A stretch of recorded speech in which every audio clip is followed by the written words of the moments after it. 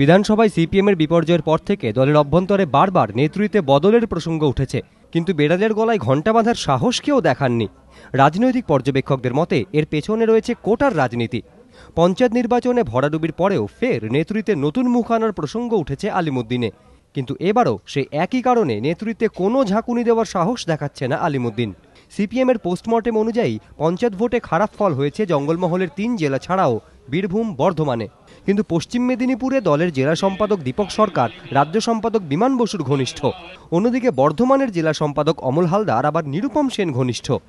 রাজনৈতিক পর্যবেক্ষকদের মতে অধিকাংশ জেলা নেতৃত্বের মাথাতেই কোনো না কোনো বড় নেতার হাত রয়েছে, তাই তারা একে অপরের বিরুদ্ধে কখনোই সরব হন না। কোটার রাজনীতির শেকড় কতটা গভীরে পৌঁছেছে তা প্রকাশ্যে এসেছে শনিবার কলকাতায় দলের বর্ধিত রাজ্য কমিটির বৈঠকে। উত্তর 24 পরগনার এক প্রতিনিধি দলের সাধারণ সম্পাদক প্রকাশ কারাটের সামনেই আলিমুদ্দিনের কর্মপদ্ধতি নিয়ে প্রশ্ন তোলেন। তার অভিযোগ, রাজ্য নেতৃত্ব দৃঢ় সিদ্ধান্ত নিতে পারছে না।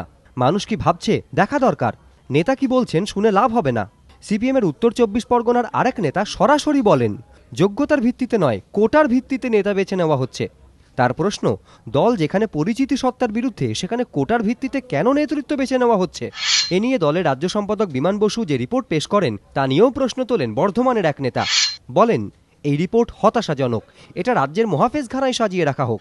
বিমান, বুদ্ধদেব, নিরুপমের দিকে অভিযোগের আঙুল তুলে বাঁকুড়ার এক নেতা বলেন, লগ্নি সংস্থা কেলেঙ্কারি, ধর্ষণ, মিথ্যে মামলা থেকে শুরু করে নানা বড় ঘটনা যখন ঘটছে, রাজ্য কমিটি তখন আন্দোলনের দিশা দেখাতে পারছে না। রানী রাসমণি অ্যাভিনিউ ও মেট্রো চ্যানেলে লোক দেখানো সভা করেই দায় সারা হচ্ছে। সূত্রের খবর, নেতৃত্বে নতুন মুখ এনে দলের আখেরে লাভ হবে এটা বুঝেও কোটার রাজনীতির জেরে নেতৃত্বে ঝাঁকুনি দেওয়া আলিমুদ্দিনের পক্ষে কতটা সম্ভব তা নিয়ে সন্দিহান সিপিএম নেতৃত্বেরই একাংশ। বিতনু চট্টোপাধ্যায়, এবিপি আনন্দ, কলকাতা।